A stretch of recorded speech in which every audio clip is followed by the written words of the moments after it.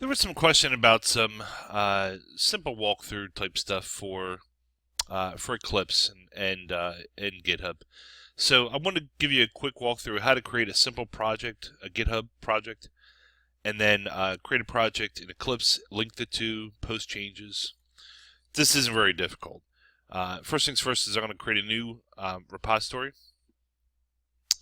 and by the it makes me sign in. That's nice. Okay, and awesome. All right, new repo name, and I'm going to call it Hello World, and create repository. So after I create the repository, that's my URI or URL. I'm going to go and put that on my clipboard. Next thing I'm going to do is start Eclipse. So this is starting the Eclipse Neon version. And this is my default workspace. That's cool. Not changed anything. Takes a second or two to start up.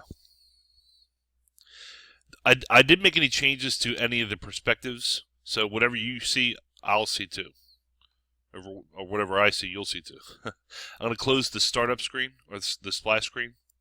If we take a look at it, I had, this is probably the default view, right? You may have the task views up here. I closed this down the last time I had it open. Anyway, so I have Package Explorer, Problems, Java Doc, Declaration, Console, Staging. I am in the Java perspective. Let's create a Java program. I'm going to right-click and say New Java Project. And I'm going to call this one Hello World. Spell it right. I'm going to default to Java 1.8. No other changes here. Go to Next. Just for this, we're not going to screw around and add any of the libraries. We're just going to go with the defaults. We can make changes to that later if we wanted to. So right now I have a source folder, and under that a package. That's strange because I really didn't. Maybe because I had it up there before. Let's do this. I don't trust this one. I'm going to delete the project, delete the actual code from the project. And yeah, let's see. Just so I know I'm not going crazy. Hello World 2. How about that? And I don't have to do next. Finish. I've got my Hello World. Under that, I've got an empty source directory. That's what I was looking at. And a JRE system library. These are all the libraries that are sort of tacked on as reference libraries to a Java project. This in turn will end up interfacing with the JVM. So let's go to the source folder, say New, Class. I'm going to call the package PKG main, and the class CMain. And I'm going to select an entry point for this. This main will be the entry point for my application. I click Finish, and sure enough, it created me a cmain.java file. In that, it's under package main. I've got a class called CMain, and within CMain, I have a method called main. Awesome. All right, so I'm going to do something simple and say system.out.println hello world. Okay. Now, when I make this to-do, you notice you can hardly see it there, but it's a reserved word. It's reserved. It's not exactly reserved for Java. It's more like reserved for Eclipse. So we use a task view, which will seek out that word. So if you have, let's say this is a really small program, but let's say it's a really big program, and you wanted to sort of breadcrumb some changes, you may have to do as a breadcrumb change, or you may have something like this that says,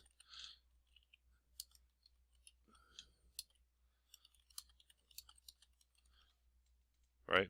So to do and fix me. Fix me, you could actually have Eclipse generate compile errors if this shows up in comments. This will show up as a warning in comments. All right, so I'll get rid of this. Get rid of this. And then I'm going to do source format. And what that does is it indents everything the way it should be indented. So if I did something crazy like typed it like that. Well, if I do source format, it'll reformat it for me. Let's run it. I'm going to run it, and it's going to ask me to save. I save, and right in the console window, it prints hello world. Simple as that. How does it know what to run? Well, when you do a run, when I select a class to run, I selected CMain to run, it's going to go search out within that. It's going to look for a method like this. It's going to look for the main method. It's not a reserved keyword, but it's a reserved, it's a standard entry point. Public static void main. It's looking for a main.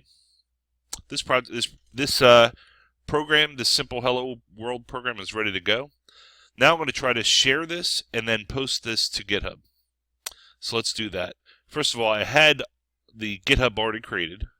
I'm going to put that on my clipboard. I'm going to right-click the project. I'm not going to right-click the file or the package or the source folder. I'm right-clicking the project. And I say Team Share Project. And now I get to choose where I'm going to save this. And I'm going to say Neon Git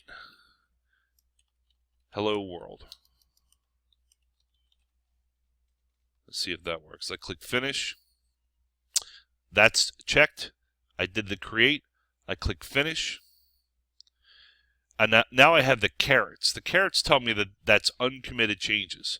So there's three things you have to do for GitHub. One is the local project. The second is the local repo, which you just created. And the third is the remote repo, which is the one that's on github.com.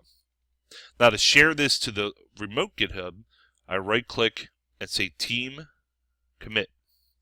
And it'll open up this tab called Git Staging. The unstaged changes and the stage changes and the commit message. And in the commit message, you're going to say initial commit.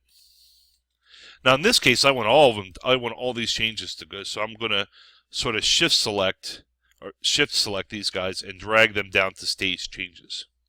I could have picked and choose. I could have picked just cmain.java. I want the whole thing to go over. So I'm ready to go. Commit and push. When I do commit and push, remember when I copied the URL from here? It's going to know that that copied URL is going to be the URI for the project. It already has my user and password stored in like a secure bit or whatever within Eclipse. So I've done that already. I click Next. I click Next and Finish. And it'll go out there and read these messages, because if there's an error, it'll tell you. It says master, new master, repository, and so forth and so on. No error messages. I click OK.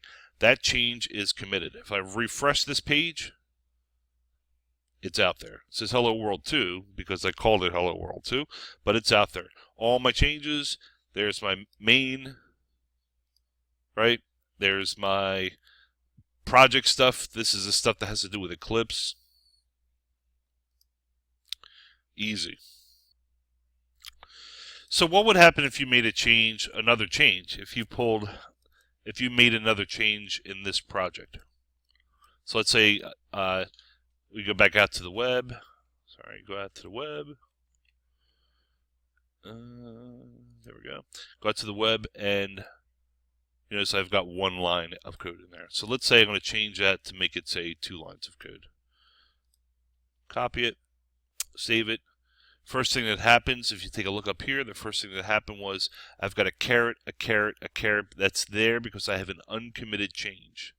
That's why that's there. So now I'm ready to recommit that change. I'll right-click. I'll go to Team, go to Commit. Now it's calculating what's changed, right? This thing knows what changed. Remember all those other files that showed up before? It doesn't care about that. It cares about this one change, because this plugin knows there was only one change in one file.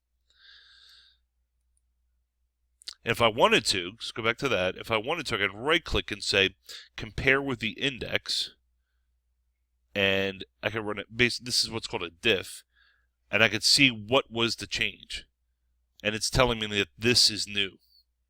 Like that's what it looked like before, and that's new. All right, so cool. I'm going to move this down to state changes. I'm going to say fix some code, and I'm going to do a commit and push. And give it an OK. And ta-da, it's done. Now go back out to here, refresh. Second line of code's out there. So what would happen, this is a good question, what would happen if I changed this side? In other words, here, this is editable, I think. I'm sure I can do it. Raw, there we go, little screen to edit it. If I went in here and said,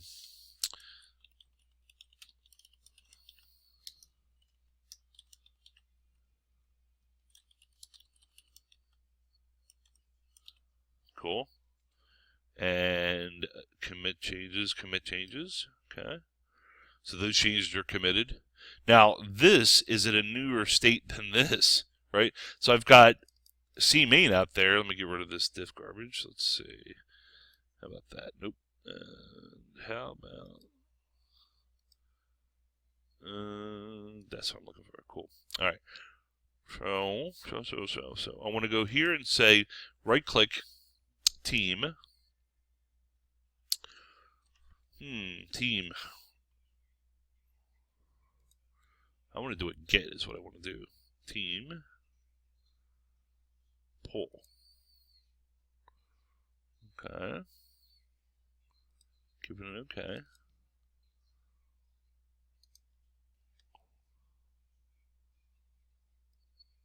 Change on web. When I did that pull. When I did the pull, it pulled back the change on the web. Let's open up. I don't care. Let's see. I don't want to see this. I want to see. Very good. That's pretty cool. You get so with that change. Nobody's doing that. You'll get somebody strangling you if you if you're editing code directly in GitHub. What I just tried to emulate there was a second person committing a change on their computer and making the state on the web different than your state. So you'll see this with your group projects. You've got two people working on the same project, person A and person B. Person B commits something and then says to A, and hopefully in an email saying, I just changed the project, do a pull. And if they do a pull, they'll get those changes as well. Where it gets tricky, and I'll show you how to do it sort of out of scope of this, but what if A and B both committed changes and they're now out of sync because A committed changes that aren't in B and B committed changes that aren't in A. To fix that, we have to do a merge, and we'll definitely get into that in this class. All right, that's your quick first lessons on how to use Git with the new plugin for Eclipse Neon. Thank you.